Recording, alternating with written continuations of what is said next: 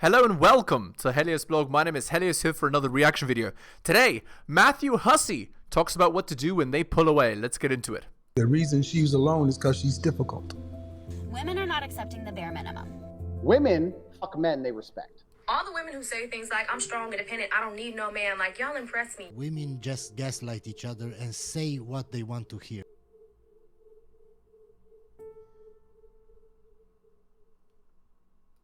In recent memory or very recently in your life pull away? What was your reaction to them pulling away? In fact, what do you feel was the reason that they pulled away in the first place? In today's video, I'm going to tell you a quick story about someone who came to me about someone pulling away and what they did. And I'm going to show you a very, very common three-part pattern that happens in situations like these. And So, pulling away is, for women, extremely common, and for women experiencing it by men, extremely uncommon. The only time a guy pulls away from a girl is when he's Chad, effectively. Now, what's funny is that girls are only interested in Chad in 2023, so I'm sure that a lot of girls on TikTok, right, they have this this thing where they ask, why did the man pull away? Because they don't understand that, you know, it's such an uncommon experience when girls experience what men experience regularly that they freak out, basically. Okay, let's continue. as I go through each of these three parts, I want you to just see where you might be able to see your own pattern aligning with that, because it might be that you see exactly this pattern show up frequently in your life. The woman. Oh, something I want to mention, just as an aside, look at Matthew Hussey's shirt. It says, "Everyone's welcome here." So, again, you can tell exactly what Matthew's bent is, right? He's exactly a womanist, based on the shirt he's wearing, right? It's like cultural Marxist, right? Is the idea. Okay, let's continue. The woman who came to me told me a story of a marriage that she had recently left, an 8-year marriage, which for Yeah, 80% of the time when marriages end, women initiate it. 5 of those 8 years had become devoid of passion. There was no sex. There was no real intimacy or romance. It was essentially a relationship of 2 roommates. And she left that relationship, went back out there into the dating scene, and then met a guy that she felt an intense chemistry with. Now, Yeah, what a surprise. Now, plot twist.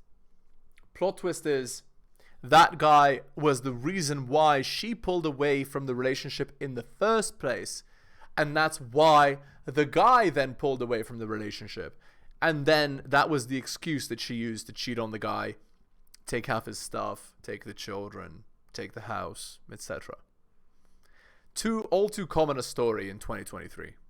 Now, in feeling all of this chemistry and the excitement of it and how important that felt, she suddenly started to give an awful lot to this situation. And she said herself that the text messages from her got longer and longer and his messages got shorter and shorter.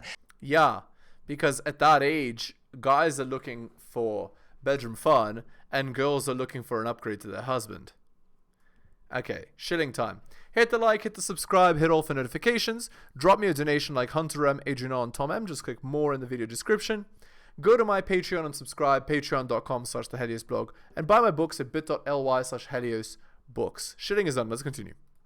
There was a strong initial interest from him, but it started to fade. And as it faded, as she felt him pulling away, she felt this urge to make it work. Yeah, women only feel this urge for Chad. This urge to make it work. This, you know, I have to be the absolute best I can be for Chad, right? And if it's not Chad, it's not worth my time, right? Again, notice, she didn't try to make it work with her husband. She didn't try to be pleasant or pleasing to her husband. She didn't try to be a good girl for her husband. No. That 8-year relationship, worthless. Thrown it away in a second.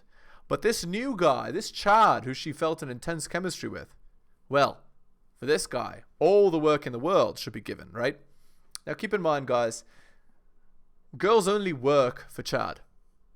So if you're not Chad to the girl, she's not gonna think of you at all. That's how it is. That's why when you're in a marriage, when you're in a long-term relationship, you have to be the absolute best version of yourself. Because these girls, they'll move on in a heartbeat. That's how it goes. And how it's always been, essentially. Then, when she happened to see that he was hanging out with another woman, she tried to reach out and assert a boundary and say that she wasn't comfortable with that. He said, that's way too much control for me at this stage. He wasn't willing to oblige, and then suggested they go their separate ways. Right. So what's the point? The point is, these girls go for a guy who's above their attractiveness category, right? Way above. And then they get mad when the guy is with other girls, and then they assert quote-unquote boundaries because they quote-unquote know their worth. And then the guy leaves because he knows his worth, and his worth is, of course, above, way, way above what the girl believes she's at.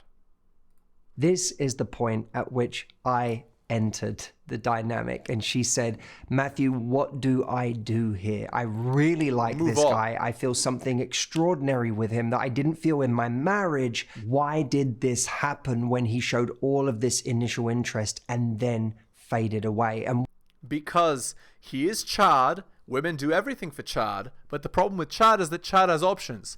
And if you don't treat Chad the way that he wants exactly, then you're not going to have the kind of relationship that you want with him. Because he can dictate the terms. That's why. Whereas the previous guy you were with couldn't dictate the terms. And you're only attracted to men that can dictate the terms. what did I do wrong in trying to assert my boundary about this other woman that he was hanging out with? Now let me explain the three-part pattern that this aligns perfectly with that happens to so many people when they feel an intense chemistry. The first part is that we overvalue something in the situation. Now let's take her story. She was in a marriage for 8 years where for a very long time she was not feeling that chemistry and they weren't having sex. So now the first person that she really meets and connects with, when she feels an intense chemistry, it feels like the most important thing in the world. Right. Except what's the thing is that girls in 2023, what they do is they chase that high and bounce from Chad to Chad to Chad, right?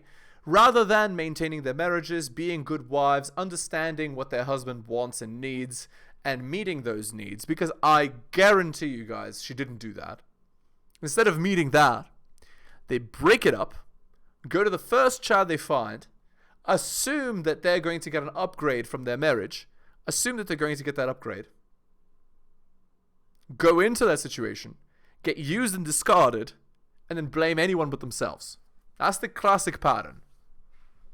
This is exactly what was missing in my marriage. Now, when we feel like we've been missing something for a long time, we can hyper-focus on that thing and not all of the things that perhaps a marriage is important for and provides. In other words, when we find someone new, we still have to have the good parts of that marriage, the teamwork, the mutual respect, the thinking about each other, all of the ways we show up for each other, the consistency, the stability. We still need all of those things. It's just that we were missing a very, very important component of a long-term relationship, which is intimacy. But when she felt chemistry, it made her forget about all of these other things someone would need to have and massively overvalue that chemistry.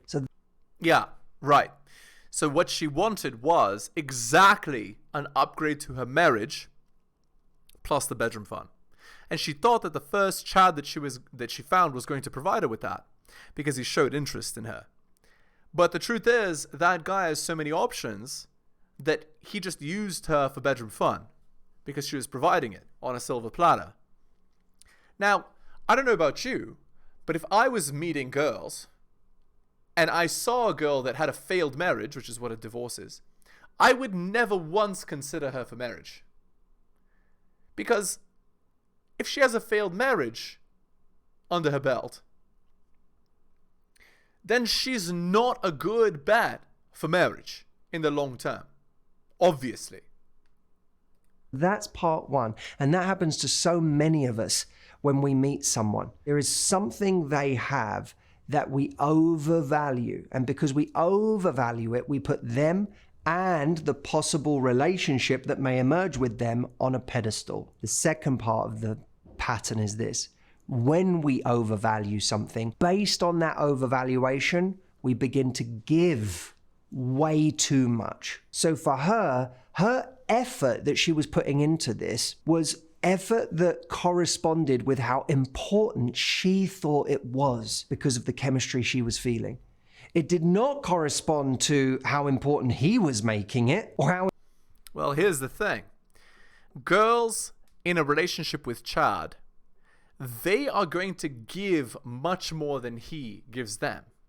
And the reason they're going to give more is because they have to give more to Chad than he gives to them. Otherwise, he's not going to stay with them because they're not providing him with any value. She has to give that to compete with the other girls that are in his life. She's fighting for the top spot, effectively. And again, girls would rather share a successful winner than be with a faithful loser. So they have to be with a winner, regardless of the consequences. Her hypergamy, her biological imperative, is screaming to be with this man. And so, of course, she's going to commit more and more and more time, attention, effort to the guy, and expect that her giving that to him is going to make him give that to her. But of course, women want a relationship and men want bedroom fun. And if the man has enough bedroom fun from enough girls, he doesn't care to be in a relationship. He doesn't need that. Unless she is extremely valuable and competitive in his eyes. And when I say valuable and competitive, I mean fit, feminine, submissive, bedroom fun, loyal, and cooperative. And obviously, not having a failed marriage is pretty important. How important it really was. She had just decided that because she was feeling something intense, this was a really important thing to hold on to. And she gave in accordance with that. That made him feel like he was getting way too much for what he was giving. And I'm not suggesting that this person would have been capable of a real relationship had she given the appropriate amount. But what is guaranteed is that he got way more than he was giving. Yep. It's the equivalent of the friend zone for a guy. So basically, this girl was in the bedroom fun zone, right? That's the zone that a guy puts a girl in when he sees that she's not a good bet for a long-term relationship, but he still wants the bedroom fun. So they meet up on a regular basis. They have the bedroom fun, and he keeps her at arm's length, or he keeps her really far away because he knows that she's not a good bet for a long-term relationship. So he keeps her there. And in keeping her there, he gets the bedroom fun. He gets all the benefits of having a girl in a relationship without any of the drawbacks, right? It's exactly like the friend zone, where a girl gets all of the gets all of the benefits of having a boyfriend without having to give anything, right? Without having to give bedroom fun. Exactly the same situation. And that only lowers her value in his eyes. That this effort is cheap. I don't need to do much to get this amount of investment. And what was the investment based on? It wasn't based on real qualities. It wasn't based on character. It wasn't based on how much he was investing. It was based on some attention that he'd given her that had resulted in some chemistry. I see this pattern a lot, where someone says, but Matthew, he seemed to really like me. You know, in the beginning, he was giving a lot. Yeah, he was giving a lot, because in order to get you hooked so that he can have you as a friend with benefits, he needs to give you some attention at the beginning. Obviously, that's the strategy. You have to almost stop thinking of someone liking us as meaning one thing. Someone liking us can be they really like having sex with us because we're good in bed. Someone Literally. liking us can mean they like not feeling alone. They like the feeling they get when they have companionship around us. Right. Someone liking us can be that they like that we're a really great person, but maybe they don't feel romantically about us. But they do like being around us because we have great values and they feel secure around us. Someone liking us can mean they're just having a great time right now. The same great time they're having with 5 other people. Exactly. So what does liking us really mean? Not a lot on its own. Liking us just gets us some of a person's attention, but attention is not intention. It's not. Of course, that's exactly right. So, and again, you can tell how much the guy wants to be in a relationship with how much time he's spending with you, right? Is he spending 2 hours on a Wednesday night with you, or is he spending Saturday and Sunday? Is he spending a whole day with you, or is he spending a few hours with you? Is he, talking about relationship style things or actively avoiding those? Oftentimes, men will just come out and say the truth, which is they just want to have bedroom fun. Or they won't say anything about a relationship at all, right? That's, if a guy is truly savvy about relationships with girls, what he's going to do is he's never going to bring up the relationship topic, and he's going to have the girl bring it up. And, wait 6 months to 8 months for her to bring it up. And then when she finally does, he'll say that he's not interested, right? But the girl knew that within the first 2 or 3 weeks. She's just playing plausibly deniable garbage games, right? When she says that she didn't know. She does know exactly the kind of man she's dealing with, which is why she's dealing with him at all. Not the intention to have a relationship with us, the intention to build something with us, the intention to be a permanent feature in our life. And even intention doesn't mean real investment, because not everyone who has the good intentions can back it up with real investment over time. In her case, she didn't have intention or investment. She just had attention. Attention that she was vastly overvaluing, and that overvaluation was making her give way too much. Now here's the third part in this pattern. Her giving so much and him realizing, oh, I really don't need to do a lot to get this amount of investment, which naturally makes someone go, well, maybe I can give a little less. Oh, I still get the investment. Maybe I'll give a little less. Oh, I still get the investment. When he feels that, he's giving less and she's feeling more and more out of control. So in response to feeling out of control, the third part of the pattern is I now try to exert control in the wrong way. Because I don't feel in control of how much this person is giving, but I can be in control of trying to tell them I'm not happy with them hanging out with this person in this case. So we try and exert control there. The problem with exerting control in a way like that is that it doesn't show control over the right things. It doesn't show that I'm just simply controlling whether my perception of whether you're right for me, or I'm controlling how much I give to this situation. Those are high value ways of controlling. But a low frequency way of controlling is you can't do that. I don't feel powerful right now. I feel like I'm trying to get you and I can't get you, so I'm going to try and control you in this way. Often when we do that and it's coming from a place of desperation and insecurity, we are trying to make a demand at a time where we don't have leverage in life. Right, exactly. So women don't have the leverage to control the frame of the relationship with a strong, competitive, successful man. They don't have the frame to do that. They don't have the leverage to do that. But they believe they do, because with every other man in their life, they've been able to. And so, because they believe that they have that leverage with every single man, they try to control and fail. And when they fail, they get alpha widowed. When we ask for something, we usually need some form of leverage. In dating, if I say, you have to commit to me, I have to have some form of leverage. And I know that may sound like a crude way of looking at it, but what makes someone commit? I don't want to spend time without you. I don't want to lose you. I want this to continue. You represent so much importance in my life that I couldn't have you not in my life. Right. So the point is, what is the message for women to take away from this? The message is, if you want to be in a relationship with Chad, you need to provide value. And when I say provide value, I mean the following: fit, feminine, cooperative, submissive, and bedroom fun loyal. If you want to provide even more value on top of that, then you're going to cook, you're going to clean, and you're going to go out of your way to be pleasant. How can I make you happy? How can I help you? I would love to make your life easier. How can I do that for you?